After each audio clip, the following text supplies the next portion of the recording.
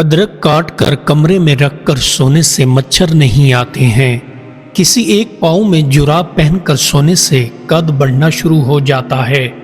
الٹے قدم چند لمحے چلنے سے جو کان بند ہوتا ہے وہ کان کھل جاتا ہے۔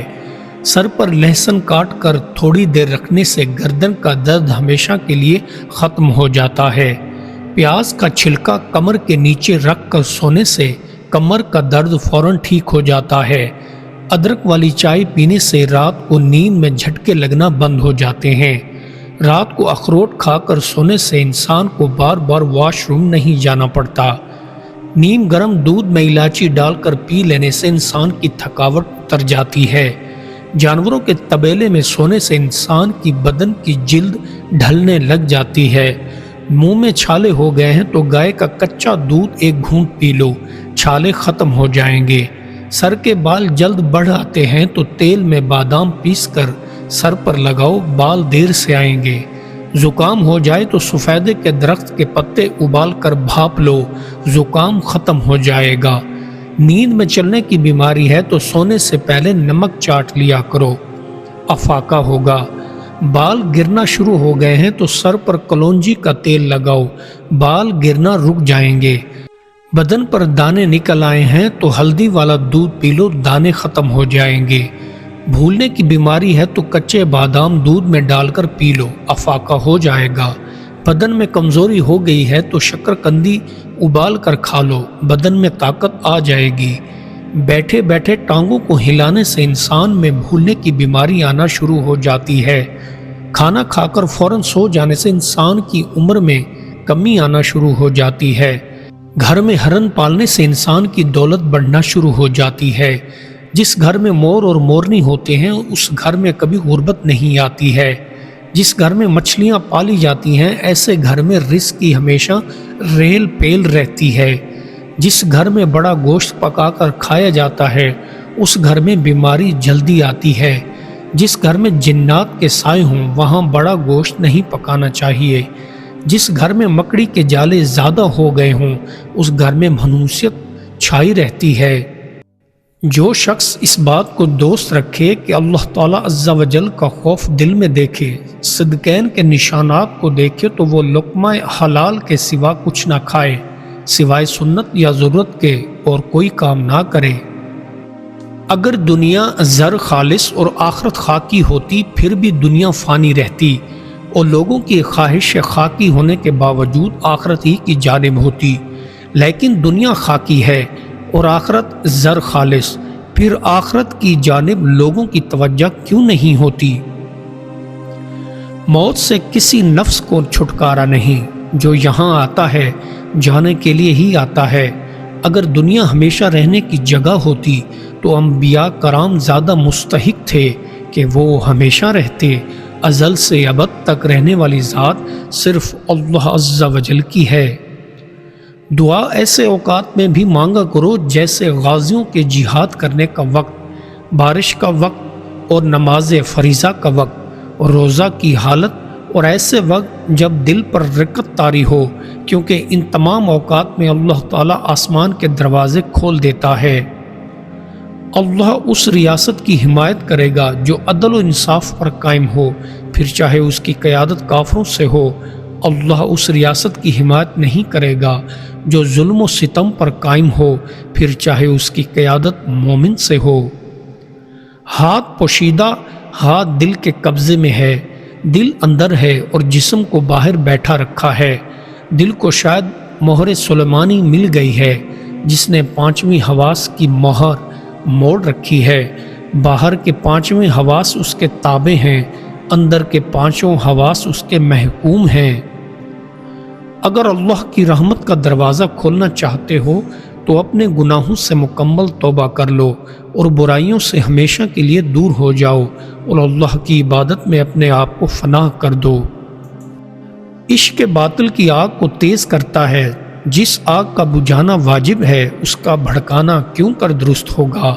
لیکن اگر یہ عشق اپنی بیوی بچوں کے ساتھ ہو تو سما بہت درست ہے، اور ہاں مگر بیوی کو طلاق دینے کے بعد یہ سما حرام ہوگا۔ جب بے وقوف آدمی میرے ساتھ حماقت کرتا ہے تو میں یہ سوچ کر برتن میں جو ہوگا وہی باہر آئے گا اس کا جواب دینا پسند نہیں کرتا، بلکہ اس کی صفاحت کا جواب حلم سے دیتا ہوں۔ اولیاء اللہ کی قوت بھی من جانب اللہ ہوتی ہے، یہ کسی مادی چیز کی محتاج نہیں ہوتی۔ ابدال کے اجام بھی نورانی ہوتے ہیں اور وہ انسانی روح اور فرشتوں سے بڑھے ہوئے ہوتے ہیں۔ دنیا کی خواہشوں اور تمناؤں کی فلک بوس عمارتیں جو تمہارے دل میں قائم ہیں، ان میں کبھی بھی دولت معرفت ہاتھ نہ آئے گی، کیونکہ خزانہ آبادیوں میں نہیں ہوتا، بڑے بڑے خزانے کھنڈرات میں ملا کرتے ہیں۔ علوم کی تعداد بے شمار ہے، اور اگر لوگ علم کی طرف توجہ دینے لگ جائیں اور قدر و منزلت کریں تو ان کی تعداد میں اور بھی زیادہ اضافہ ہو سکتا ہے۔ انسان کو بھیڑوں سے سبق سیکھنا چاہیے۔ بھیڑ اپنے چراہوے کی آواز سن کر چرنا چھوڑ دیتی ہیں اور جدھر وہ اشارہ کرتا ہے ادھر ہی چل پڑتی ہیں، جبکہ انسان اپنے نفس کی پیروی اور حکم میں اللہ تعالیٰ کے حکم کو ماننے سے انکاری ہو جاتا ہے۔ اگر تیرے دل میں کوئی مراد ہے اور اگر تو نے اس مراد کو دنیا والوں سے چھپائے رکھا تو جلد دیکھ لے گا کہ تیری یہ مراد قبول ہو جائے گی۔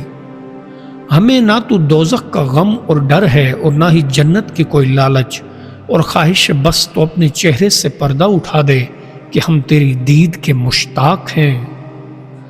یاد رکھو، نا امیدی کو اللہ نے فنا کر دیا ہے، جبکہ گناہ اور معصیت طاق بن گئی۔ جب وہ گناہوں کو تبدیل کردہ لینا چاہتا ہے تو برے کاموں کو عین طاق کا ذریعہ بنا دیتا ہے۔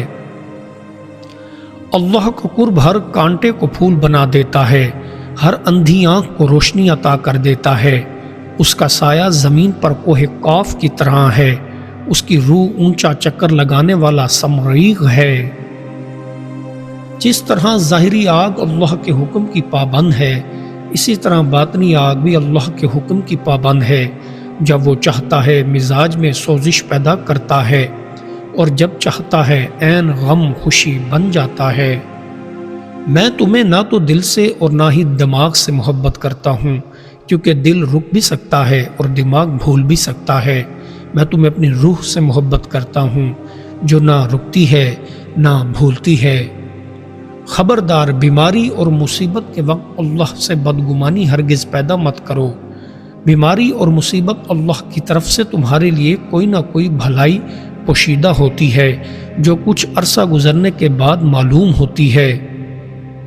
پسند کی عورت چاہتے ہو تو اس کو اپنی وفا گھول کر پلا دو، وہ تم پر عاشق ہو جائے گی۔ باطل قسم باطلوں کو کھینچتی ہے، باقی رہنے والے باقی رہنے والوں سے خوش ہیں۔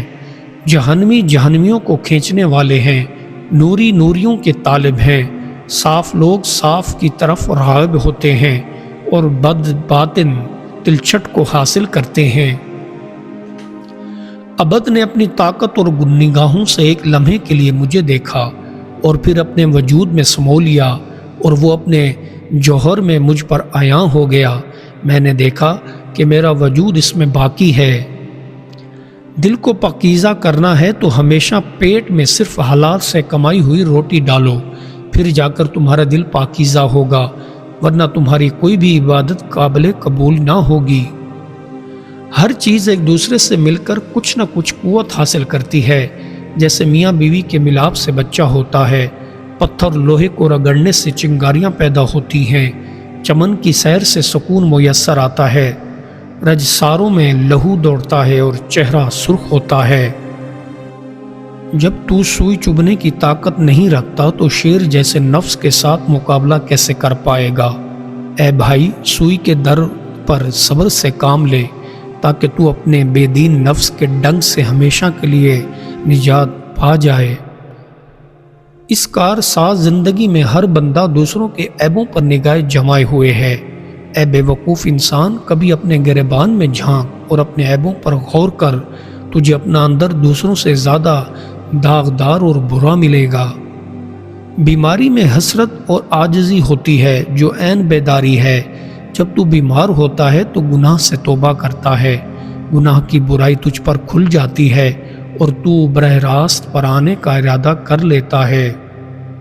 جب تجھ میں کوئی کمال نہیں تو بناوٹی باتوں کو چھوڑ اور اللہ کی طرف خلوص قلب سے رجوع کر، کیونکہ وہاں مقبولیت کے لیے کمال کی ضرورت نہیں ہے، وہاں تیرا رجوع کر لینا ہی کافی ہے۔ وہ ذات کھوٹے کو بھی خرید لیتی ہے، کیونکہ اس کا منشا منافع کمانا نہیں ہے۔